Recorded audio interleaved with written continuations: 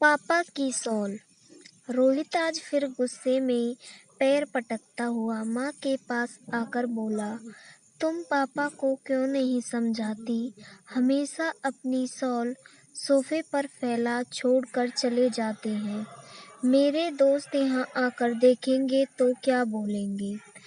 स्नेहा मुस्कुराते हुए बोली, तुम्हें तो पता है ना इस शॉल से पापा को कितना प्यार है। जब भी सर्दी का मौसम शुरू होता है तो वो हमेशा इसे अपने साथ रखते हैं। मैंने कई बार समझाने की कोशिश की पर वो कहाँ सुनने वाले। फिर भी मैं उनसे बात करूँगी। रोहित के जाने के बाद स्नेहा महेश और उसके उस शॉल के बारे में सोचने लगी। यह शॉल महेश के पापा की आखिरी निशानी है। जब उनका देहांत हुआ था तो महेश की बड़ी दीदी पापा की ये आखिरी निशानी उनके कंधे पर रखकर खूब रोई थी। अब तो दीदी भी नहीं रही। अक्सर महेश उस शॉल को ओढ़कर बैठते तो कहते, मुझे लगता है मानो पापा और दीदी दोनों के हाथ के स्पर्श की गर्माहट इस शॉल में है। रोहित की कॉलेज की पढ़ाई खत्म हो गई थी। उसने महेश के बिजनेस में हाथ बटाना शुरू कर दिया। उसकी शादी के बाद उसके 2 बच्चे गुड्डी और पप्पू से घर में रौनक बनी रहती थी। जैसे जैसे बच्चे बड़े होने लगे, रोहित को घर छोटा लगने लगा। उसने एक बड़ा सा घर ले लिया। घर में नए नए फर्नीचर बनने शुरू हो गए। एक दिन रोहित ने आकर पापा से कहा, आप लोग बड़े घर में चलने की तैयारी शुरू कर दो।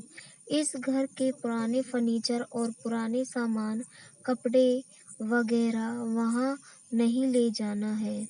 नए घर में सब नई चीजें होंगी।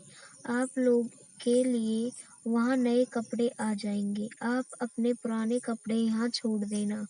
मैं जरूरतमंद को दे दूंगा। महेश और स्नेहा नए घर में जाने की तैयारी में जुट गए। तभी अलमारी में बड़े जतन से रखी शॉल पर महेश की नजर गई।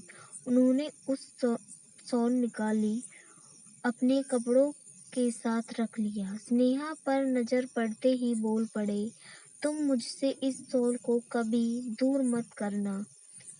मेरे अंतिम समय में मुझे इसमें ही लपेट कर विदा करना। स्नेहा को भी शॉल से लगाव सा हो गया था।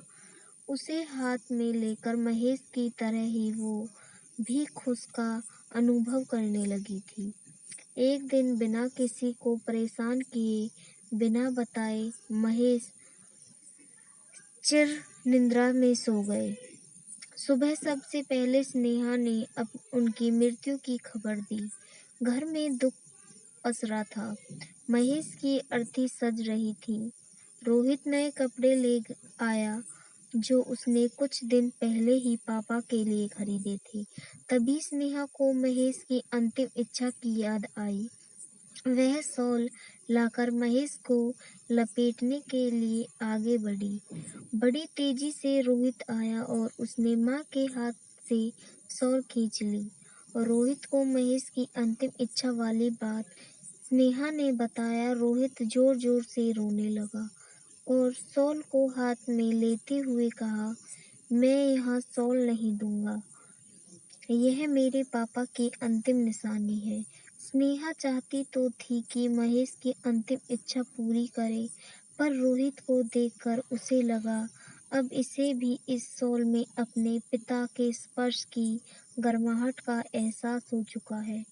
वह महेश की तस्वीर की तरफ देखकर मन ही मन क्षमा मांगने लगी।